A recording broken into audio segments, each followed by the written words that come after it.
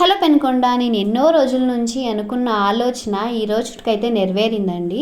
పిల్లలు ఆడుకునే దానికోసము, పెద్దలు ఎక్సర్సైజ్ చేసుకునేదానికి, కొంతసేపు టైం స్పెండ్ చేయడానికి మన పెనుకొండలో ఏది లేదే పార్క్ అలాంటివి అనేసి నేను చాలా ఎదురు చూసేదాన్ని.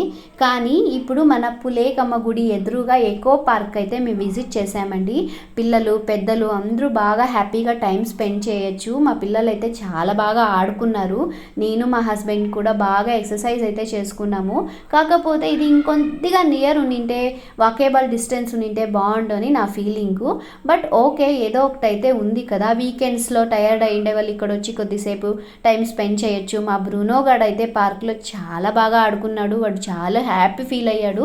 టికెట్ అయితే 10 రూపీస్ తీసుకుంటారండి. మనం ఎంతసేపు అయినా కూడా ఉండొచ్చు. చాలా బాగుంది ప్లేసు, పీస్ఫుల్గా ఉంది.